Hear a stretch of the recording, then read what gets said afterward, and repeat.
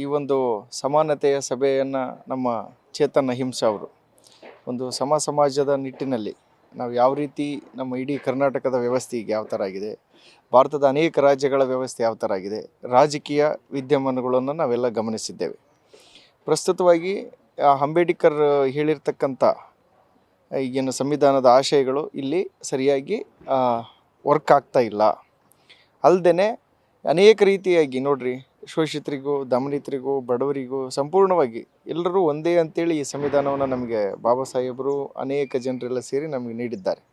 ಹಾಗಾಗಿ ಈಗ 78, 79 ಹೆಚ್ಚು ಕಡೆಗೆ 80 ವರ್ಷ ಹತ್ತತ್ರ ಬಂದ್ರೂ ಇನ್ನೂ ಹಳ್ಳಿಗಳ ಮಟ್ಟದಲ್ಲಿ, ಇನ್ನೂ ಗ್ರಾಮಗಳ ಮಟ್ಟದಲ್ಲಿ ಒಂದು ಅಭಿವೃದ್ಧಿಯನ್ನು ಸಾಧಿಸಿಲ್ಲ.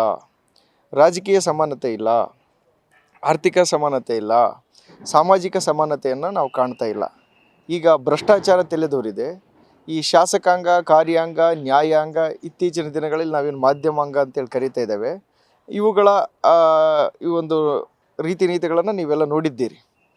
ಮತ್ತು ಇನ್ನು ಯಾವ ರೀತಿಯಾಗಿ ನಾವು ಮೂವ್ ಆಗಬೇಕು ಮತ್ತು ಸಮಾಜವನ್ನು ಸಮಾನತೆಯ ಆಧಾರದಲ್ಲಿ ನಾವು ಯಾವ ರೀತಿ ಕಟ್ಟಬೇಕು ಅಂತಕ್ಕಂಥದ್ದನ್ನು ಅಹಿಂಸಾ ಅವರು ಒಂದು ಎಲ್ಲ ರೀತಿಯ ತಿಳುವಳಿಕೆಗಳನ್ನು ತೆಗೆದುಕೊಂಡು ಇಡೀ ರಾಜ್ಯವನ್ನು ಸುತ್ತಿ ಒಂದು ಭದ್ರ ಬುನಾದಿಯನ್ನು ಹಾಕಬೇಕು ಅಂತಕ್ಕಂಥ ಒಂದು ನಿಟ್ಟಿನಲ್ಲಿ ಇವತ್ತಿನ ದಿವಸ ಈ ಒಂದು ಸ್ಥಳದಲ್ಲಿ ಈ ಒಂದು ಸಮಾನತೆಯ ಸಭೆಯನ್ನು ಮಾಡ್ತಾ ಇದ್ದಾರೆ.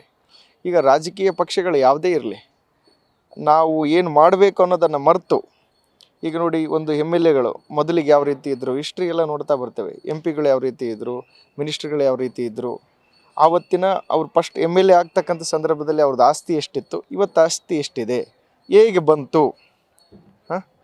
ಈಗ ಅಂಬೇಡ್ಕರ್ ಹೇಳಿದ ರೀತಿಯಲ್ಲಿ ಇಷ್ಟು ದಿವಸಕ್ಕೆ ಈ ರೀತಿ ಪರಿವರ್ತನೆ ಮತ್ತು ಅಭಿವೃದ್ಧಿ ಆಗಬೇಕಂತಕ್ಕಂಥ ಒಂದು ಮಾರ್ಗದರ್ಶನವನ್ನು ಅವರು ಹಾಕಿಕೊಟ್ಟಿದ್ರು.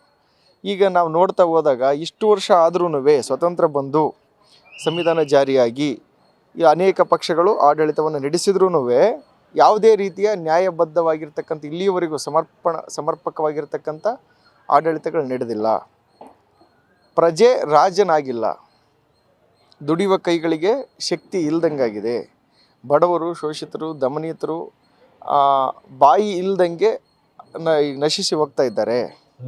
ಅಭಿವೃದ್ಧಿ ಅಂತಕ್ಕಂಥದ್ದು ಶೂನ್ಯ ಆಗಿದೆ. ಅವರು ಕೋಟಿಗಟ್ಟಲೆ, ಬಿಲಿಯನ್ ಗಟ್ಟಲೆ, ಅಥವಾ ನೋಡ್ರಿ ಖಾಸಗೀಕರಣದಿಂದ ಸರ್ಕಾರಿ ಶಾಲೆಗಳು ಯಾವ ರೀತಿ ಆಗ್ತಾ ಇದ್ದಾವೆ, ಬಡವರ ರೀತಿ ನೀತಿ ಏನಾಗ್ತಿದೆ, ಎಲ್ಲರಿಗೂ ರಾಜಕೀಯವಾಗಿ, ಸಾಮಾಜಿಕವಾಗಿ, ಆರ್ಥಿಕವಾಗಿ, ಶೈಕ್ಷಣಿಕವಾಗಿ ಅವಕಾಶಗಳು ಸಿಗ್ತಾ ಇಲ್ಲ. ಮಿನಿಸ್ಟ್ರ್ ಮಕ್ಕಳುಗಳೇ ಮಿನಿಸ್ಟ್ರ್ ಆಗ್ತಾ ಇದ್ದಾರೆ, MLAಗಳಾಗ್ತಾ ಇದ್ದಾರೆ, ರಾಜಕೀಯವನ್ನು ಉಪಯೋಗಿಸ್ಕೊಳ್ತಾ ಇದ್ದಾರೆ. ಸಾಮಾನ್ಯ ಜನರಿಗೆ ಇದು ಕೈಗೆ ಎಟಕದೇ ಇರತಕ್ಕಂಥ ವಸ್ತು ಆಗಿದೆ. ಹಾಗಾಗಿ ದಯಮಾಡಿ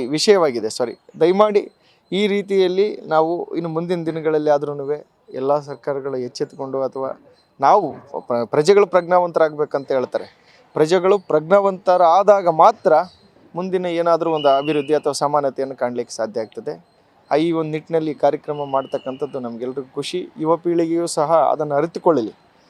ಈ ಫಾಲೋವಿಂಗ್ ಸಿಸ್ಟಮನ್ನು ಬಿಟ್ಟು ನಾವು ಉನ್ನತ ಮಟ್ಟಕ್ಕೆ ನಾವು IAS ಅಧಿಕಾರಿಗಳು ಆಗ್ಬೋದು, IPS ಅಧಿಕಾರಿಗಳು, ನ್ಯಾಯಾಂಗ ವ್ಯವಸ್ಥೆಯಲ್ಲಿ ಸೇವೆ ಮಾಡ್ಬೋದು ಅಂತ ಒಂದು ನಿಟ್ಟಿನಲ್ಲಿ ನಾವು ಸ್ವಚ್ಛ ಈ ಒಂದು ಭಾರತ ಅಥವಾ ನಾವು ಇವೇನು ಈ ಒಂದು ಆಯಾಮಗಳು ಹೇಳಿದ್ವಲ್ಲ, ಇವುಗಳನ್ನು ನಾವು ಮಾಡೋಣ ಅಂತ ಹೇಳ್ತಾ ನಿಮಗೆ ಇದು ಮಾಡ್ತಾ ಇದ್ದೀನಿ. ಧನ್ಯವಾದಗಳು.